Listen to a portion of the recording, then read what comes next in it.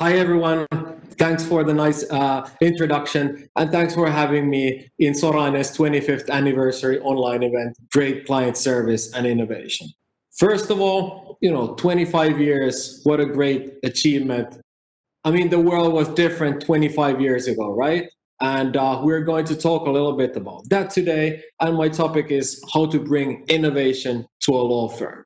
So, my name is Antti Innanen, founder of Dr. Attorneys, a tech law firm with offices in Helsinki, Berlin, and San Francisco. Nowadays, I'm heading our spin-off firm Dot, and we do legal design projects and legal tech projects. So I'm here to talk to you about legal design, innovation, and the success stories, but also perhaps the failures that we've had in our projects. So let's begin with the buzzword of today, legal design. Now, there are several definitions of legal design. So what do we mean by design in this context? What is legal design? So usually traditional definitions of design focus on something concrete, something tangible, like, I don't know, clothes, buildings, chairs. But it's important to realize that you can also design other things, such as law. And what is perhaps more important, you can use the thought process of creative problem solving in everywhere. So design thinking focuses on the progress of creative problem solving. Legal design is human-centered. It means that it develops legal solutions to problems involving the human perspective in all steps of the process.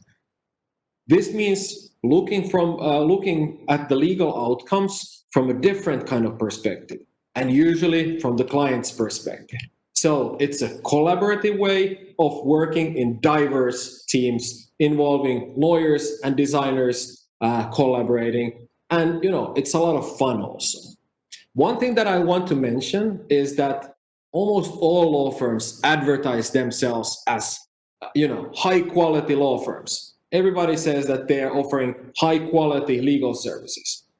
But if you show your typical, I don't know, terms of service to your clients, they might not understand it. They might say that it's wordy or it's unusable or it's not really engaging.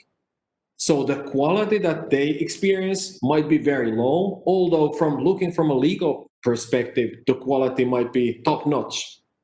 And this has happened to us also several times. We draft something for the client, but the client fails to incorporate, the documentation in their own business. And this means that probably we missed the point. We missed the point of looking at the document from their perspective. Like, does it communicate brand values, or does it communicate the brand voice, or does it help them to sell something? Is it really valuable for them? So from a legal perspective, everything that we do is very high quality, but the user interface might be horrible, and consequentially, the client might not see any value in the documentation. Funny thing is that typically lawyers are very client-centric. Lawyers love their clients, make no mistake about it. But they are perhaps lacking in the tools and techniques on how to deliver actual client value other than just the pure legal risk management advice. And I want to show you something. This is how computer programs used to look like. You might remember this. If you're old like me, you'll remember how computer programs used to look like. They were wordy, unusable, not really designed for the user in mind. And in my opinion, it looks familiar, but really old-fashioned also. And my point is that law looks like this at the moment. Law is code. Law is essentially code. It's kind of like a code-like language that is legible only for experts. This is how legal end products look currently. Now, let's compare that to the terms of service that Apple uses. Look at this text. It's notoriously wordy and long. Doesn't it look same as the previous screen that I showed you? Doesn't it look kind of like old-fashioned to you? I mean, this is clearly code. It's not really designed for anyone. And the strange thing is like Apple is known about of their design values, but their own legal terms seem to be just completely undesigned. Like, is there something that we're missing here? Can law be designed at all? The next thing I want to do is reach your pocket and look at your iPhone or your smartphone. I'm guessing that you're already looking at your smartphone, but anyways, look at it very carefully, and I bet that you don't have any idea what's happening under the hood. There are complex calculations there, a lot of code going back and forth, but you can still use it. It's in a way designed to be usable. There are icons. There is a user interface top of the code. It is designed for you. So imagine if, I don't know, if law could look like this. So imagine if there would be like a actual user interface on top of the existing code. And in a way, legal design is front-end development for legal work. So if you think of software, there are back-end developers and front-end developers. Back-end developers focus on code, front-end developers focus on the presentation, usability, graphical interface, how everything is communicated. And I want lawyers also to start thinking about this. Also, lawyers can become like full stack lawyers, where they understand the code from a legal perspective, but also the communication and the end result from the client's perspective. I want to show you the legal design process that we're currently using, and it's quite different from a regular legal process. Now, let's consider like typical top-down legal work process for a second. And it usually starts that the client calls us or sends us an email, gives us a brief. We use the brief to, modify the existing documents that we have. And then I'll send the document. I'll send the invoice. Maybe we'll have one call afterwards, but that's done, and that's kind of like a waterfall top-down method of delivering legal solutions. Now compare this to legal design process that I'm showing you here. We might start off with a kickoff workshop, then we would have interactive legal design workshop, then we would deliver the first prototype, then we would have another prototype and validation workshop with the client, and then we would do the final version. Now, of course, it doesn't suit all the situations. If the client wants a basic license agreement, I'm not going to suggest that, let's start a workshop. But for most of the solutions that are not off the shelf, that are easy solutions, that have multiple stakeholders, are very complex problems, this kind of way of working suits those situations much better than just calling the lawyer and lawyer drafts something and sends it to client based on their previous knowledge of cases.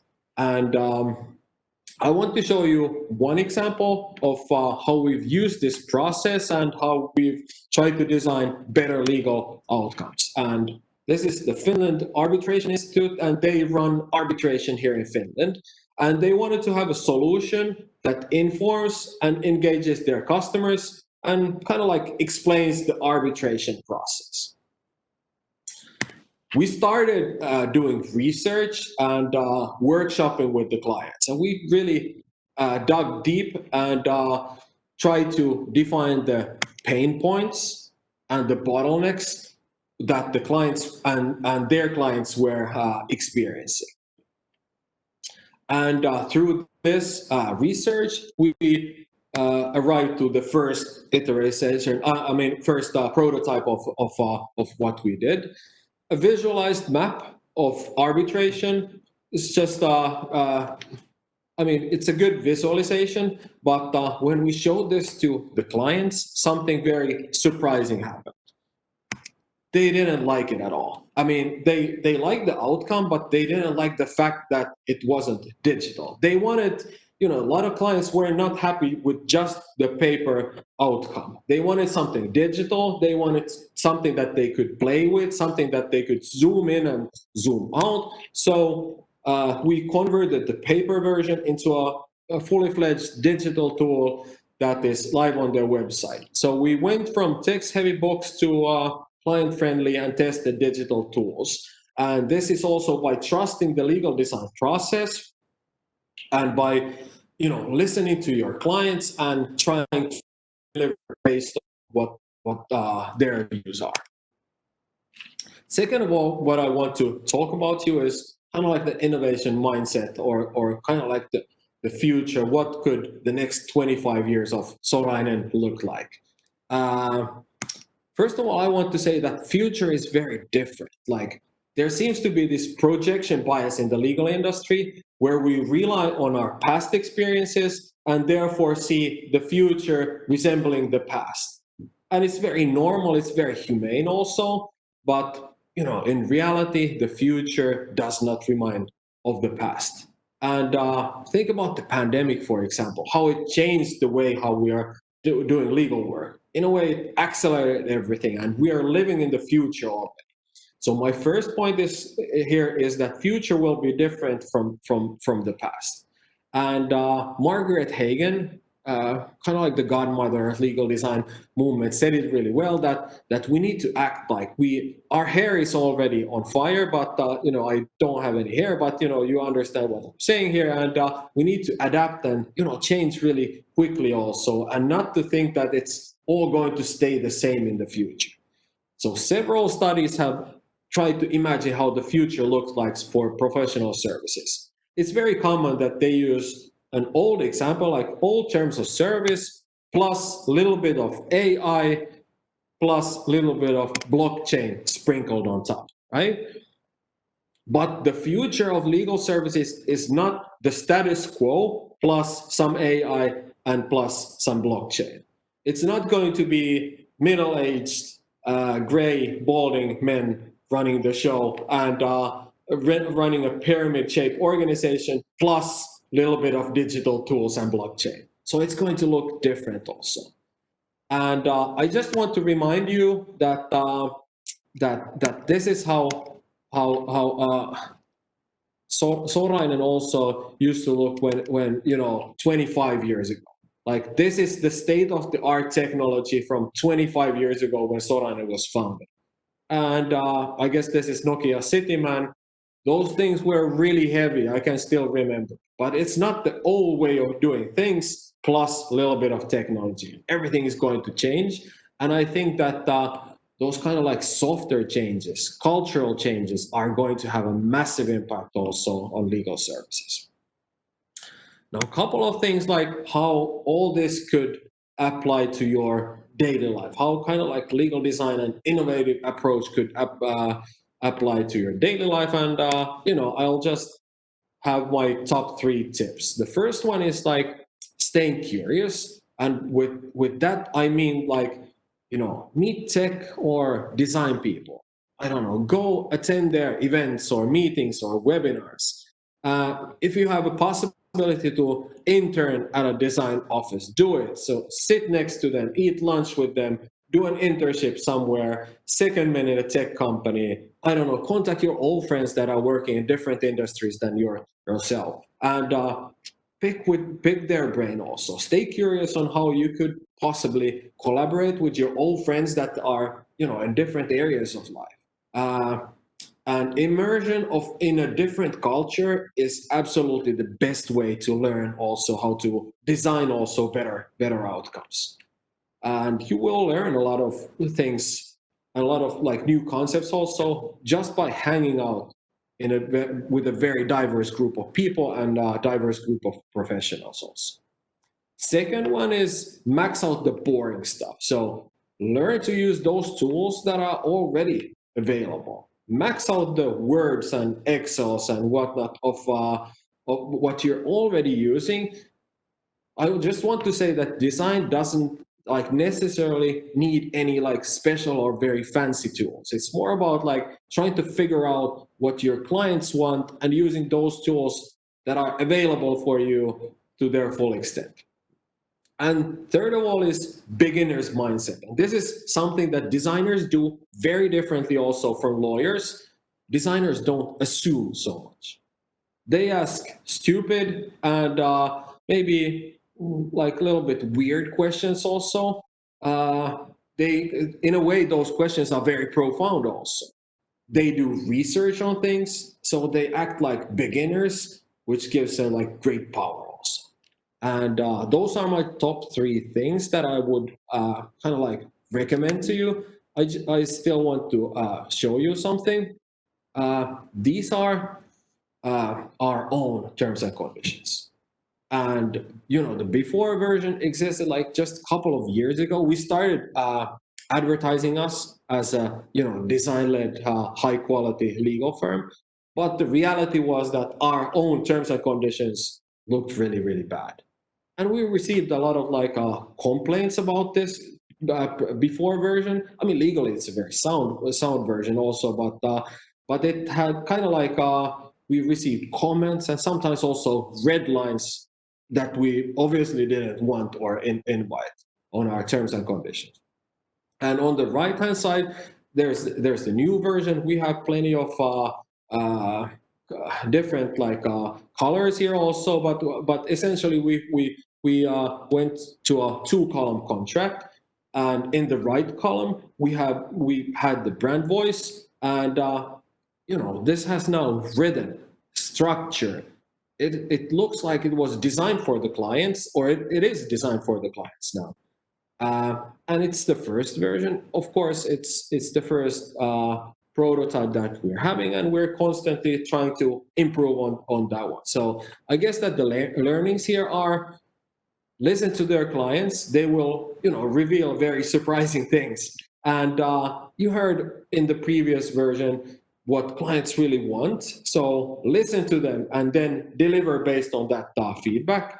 So add that little bit of magic on top of the legal competence that you already have. And I know that Sorainen also has something called helping clients succeed approach, which is a great start, and that will help lawyers listen to and really hear their clients also.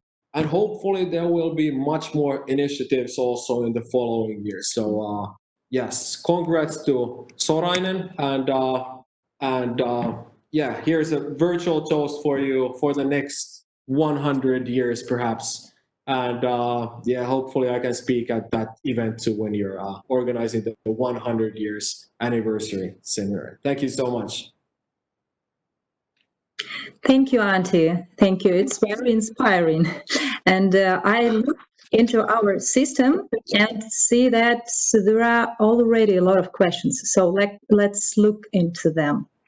So the first question, which is the most popular among our audience, is that what is the average length of legal design project? How many meetings, calls do you have with your clients before you deliver the final result? I would say, obviously, it depends, but what we always try to do is have at least one client workshop. We try to involve 6 to 12 clients at minimum in the client workshop, and usually we'll have a validation workshop also with the client also to get their perspective on how things work and see that their IT systems, for example, can deliver what we're suggesting, so that it's something that is feasible for also the company that is delivering the service. So we want to always involve the clients in some way. That's one workshop, and usually the actual client, which means usually the IT, the marketing department, the legal department. So at minimum, it's a couple of workshops, a couple of prototypes. Yeah, a lot of emails probably also. I don't think that we can do it under 100 emails or Slack messages. Okay, thank you. I hear that a lot of work to do within the project. So it's a lot of work, obviously, but it's the end results are usually they're beautiful. They're surprisingly good, because if you actually listen to your clients and try to fulfill their needs and involve a lot of good professionals in the making with a very diverse group of people, the end result is almost always something that is really engaging. Mhm. Okay, thank you. So the next question, which disruptive technologies help you mostly to do your work better? Well, I think that, like for me, the technologies are perhaps like coming, but GPT-3, for example, the general purpose AI that is now on the works by Open AI, I think that has a lot of potential also to help lawyers at some point. So hopefully that's not going to replace us, but to assist us, help us. I think using AI-based digital tools will be the norm in the future. And maybe it's not so much about the technology, but I've learned from designers kind of like about their mindset also. Like those are the most valuable things for me, like how to use the designer's mindset, because face it, most of the digital tools are pretty easy to learn also. Like it's not difficult to learn a new program, and yeah, that could be perhaps my answer. That it's more about learning the mindset, and afterwards you can figure out the digital tools pretty easy. Mhm. Okay, thank you very much. So I have one question from my colleague. So it's Aku Sorainen. He would like to ask you this question personally. So please, Aku, please go ahead.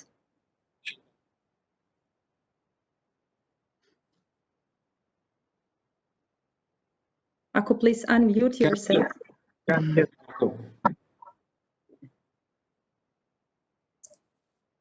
So thank you, Antti, for the very inspiring presentation. I think it was 4 years ago when I first heard about legal design and became interested on hearing what it is all about. And to me, designing a legal process and using visuals makes a lot of sense. But what do you think is the reason that still so few law firms have actually made the effort of starting to design their service? Mm-hmm.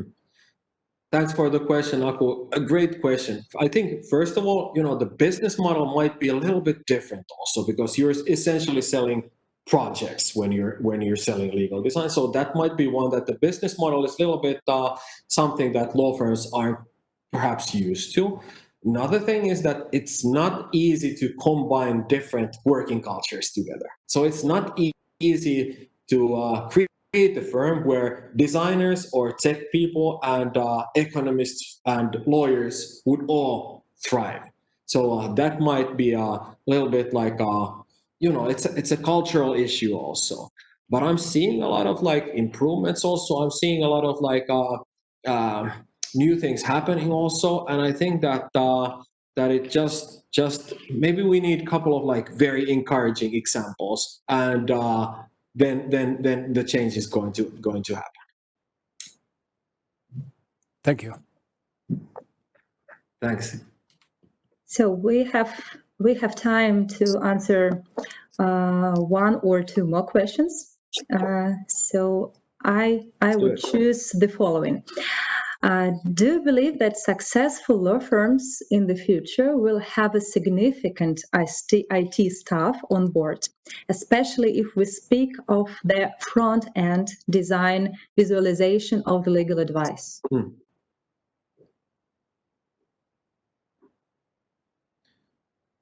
Well, I think that there will be a significant IT team, but there might be also other professions. There might be designers and economists or service designers, and that I see as a future also. Like there would be lawyers collaborating with these amazing professionals also, and then the end result would be something different. Like lawyers know how to code in a way. Like lawyers are the back end developers, but they need to understand kind of like the front end developers of law also. So I think from that kind of like true collaboration, beautiful things can come also. So it's not really about teaching lawyers how to design or designers how to kind of like crash course for them in law. It's about like collaborating with these people and creating that kind of firm culture that would be able to making all these professionals thrive. So yes, it's going to be the IT department, but also many different other kinds of professions that I might not even know of. Only thing I know that most of the law firms who have, I don't know, bigger law firms have 200 or 500 lawyers. Are you sure that you need one lawyer more when you're recruiting more lawyers? Are you sure that that one lawyer is going to change everything and change the business? You don't need more lawyers. You need more non-lawyers. Okay, and so the follow-up question, do you recommend lawyers who are currently just do legal stuff to learn something from IT stuff and to understand that side of the work? Yes, for sure. And that's my idea of becoming more like a full stack lawyer. It's not really like you don't know how to code. You don't have to go so deep into that, but you have to understand enough in order to understand where the other person is coming from. And that's how you can foster collaboration. You know, good designers or good coders are so far ahead of lawyers that it's ridiculous. You can't like catch up. And perhaps also vice versa. You know, lawyers went to school, legal school for 5 or 6 years, and afterwards like honed their skills at the top level law firms. It's not something that you can easily teach to designers or IT people either. So the real value comes from that kind of like a collaboration, but knowing enough to understand like what's feasible or not, or how different professionals think, for example. Thank you very much. So, and the last very short question. How your way of working and meeting clients has changed due to COVID? It has changed a lot, you know, but in a way, it accelerated everything. Like COVID also, obviously it's a tragedy, but also it accelerated so many things. And I feel like law firms have had this kind of giant leap also. And we're already living in the future that wasn't possible for like a couple of months ago. So, so in a way that can be seen as a very good thing also. And maybe that's my answer. Yeah, thank you very much. It was a real pleasure. So so happy. So we need to go further and to talk to other speakers. Thank you very much. Thank you so much for having me. Thanks.